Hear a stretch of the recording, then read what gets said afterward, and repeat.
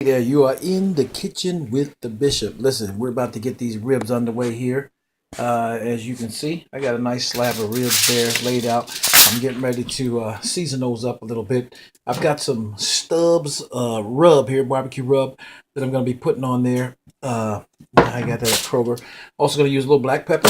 Of course, my extra virgin olive oil. I'm going to put this on first, just to put it on to coat the meat with it, massage it in a little bit, and on the other side as well. And also use this steak and chop seasoning, which kind of brings out a little better flavor to it. I've got my accent, you know where we're going, and I've got my meat tenderizer. So I'm going to get this all ready and prepped up, and then we'll come back, do the next stage of it, get the corn ready. I actually bought some corn that you can shuck, if you know what corn shucking is. Just in case you don't know, this is corn that needs to be shucked. That means all that green stuff needs to come off of it. Get it ready. We're going to go down. We got real corn here. The bishop is going to show you how to really cook.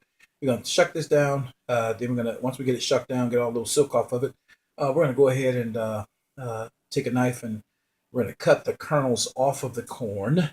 And we're going to make our corn with that. We're going to have cream style corn. All right.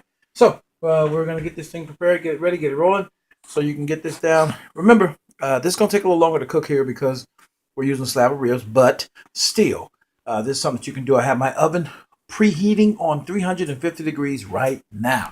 So she's getting ready to receive this meat. I'm going to rub it down, get it ready, massage it a little bit, ready for the oven. You're in the kitchen with the bishop. All right, so I got those ribs rubbed down. I'm about to cover them up in foil, and once I get them covered up, they're going to go on this pan that I have here, and they are going to be placed in the oven.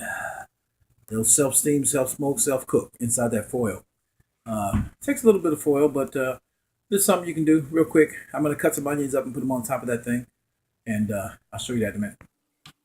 Now, I've got my ribs in the oven, you can see there, and they'll be in there for a while. We'll go ahead and set our timer. We'll just set it on an hour. All right. We'll set it on 1 hour, maybe 15 minutes. So then we'll check it out. So this is something you can do where you've got about 2 hours worth of time. Go ahead and set your meat or whatever on the timer, and then you can move on to your other stuff that you have. I'm about to start shucking some corn here. I've got some of it here.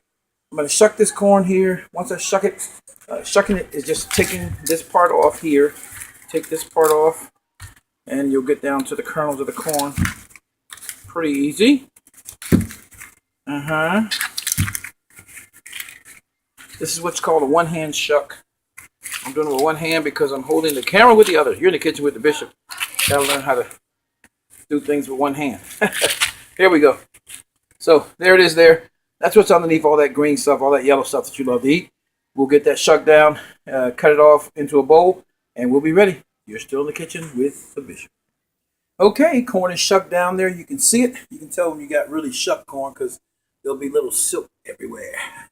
But this is corn that's been shucked down from what they call the hulls. That's that green stuff that's on it. And so we're getting that ready. I'm going to cut that off into this bowl here and get ready to show you the mix here in a second.